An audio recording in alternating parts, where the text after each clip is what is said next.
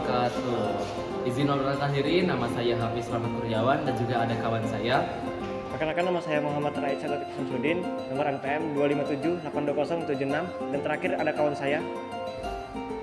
Halo semuanya, nama saya Faisal Rashid Tarahap dengan NPM 2578266. Di sini kami mengobservasi laboratorium peternakan 1.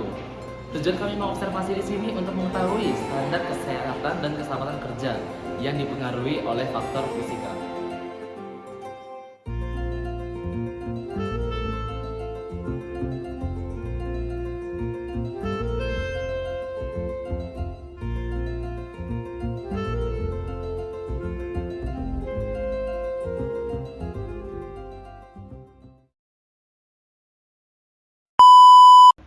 Oke, di sini kami akan memaparkan hasil observasi yang telah kami lakukan di laboratorium peternakan 1.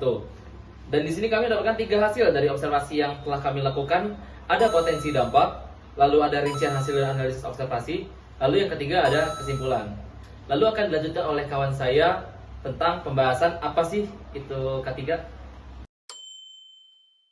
Nah, di sini saya akan menjelaskan apa sih itu K3.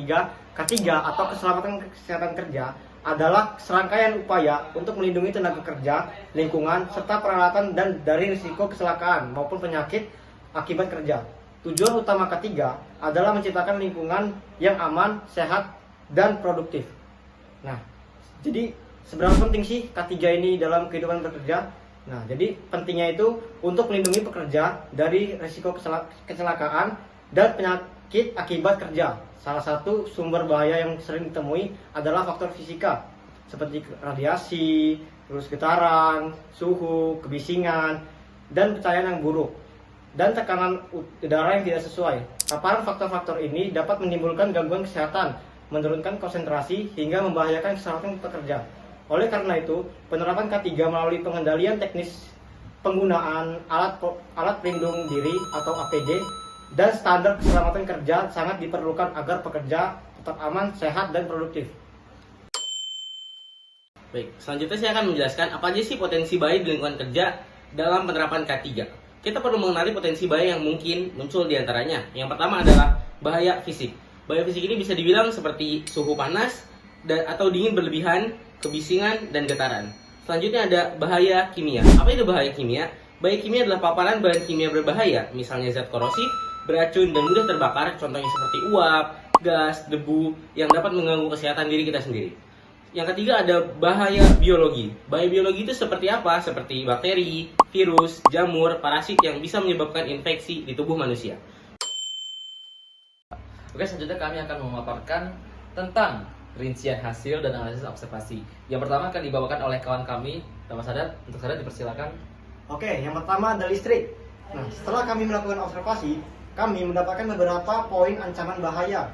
Potensi fisika yang pertama kami temukan ada stop kontak dan kabel yang terpasang di tengah area praktikum. Tidak hanya itu, kami juga menemukan fakta di lapangan bahwa kondisi kabel tersebut terkelupas yang dimana akan dapat berbahaya si pekerja.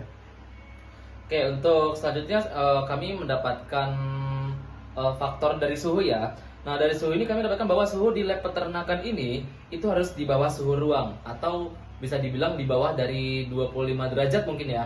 Dari 25 derajat agar tidak memicu reaksi dari alat dan bahan kimia, yang dimana itu dapat mencelakakan pekerja dan yang praktikum di lab tersebut. Oke, yang terakhir adalah kami menemukan bahwa pencahayaan dari observasi yang kami lakukan, kami menemukan bahwa pencahayaan digunakan di lab peternakan kurang maksimal. Karena apabila terlalu lama di ruangan tersebut akan membuat mata sedikit lelah dan bahkan bisa menyebabkan kepala pusing dan kurang fokus, sehingga dapat menimbulkan kecelakaan kerja. Oke, dari observasi yang telah kami lakukan, kami mendapatkan kesimpulan bahwa keselamatan dan kesehatan kerja terhadap bahaya faktor fisika menekankan pentingnya pengendalian kondisi kerja yang dapat menimbulkan resiko cedera maupun resiko fisik. Nah, paparan yang tidak terkontrol dapat menyebabkan gangguan pendengaran, kelelahan, stres panas atau hipotermia, gangguan penglihatan, hingga kerusakan jaringan tubuh. Nah, untuk mencegah kejadian tersebut, kami mendapatkan yaitu 1. Identifikasi dan penilaian risiko secara rutin di area kerja. 2. Rekayasa teknis seperti peredam suara, ventilasi, atau pelindung radiasi. Yang ketiga, penggunaan alat pelindung diri atau APD sesuai bahaya yang ada dan sesuai SOP yang berlaku. Lalu edukasi dan pelatihan bagi pekerja agar memahami prosedur kerja. Demikian penjelasan K3 mengenai potensi bahaya di lingkungan kerja. Semoga bermanfaat dan bisa meningkatkan kesadaran kita semua tentang pentingnya Keselamatan Kerja. Wassalamualaikum warahmatullahi wabarakatuh.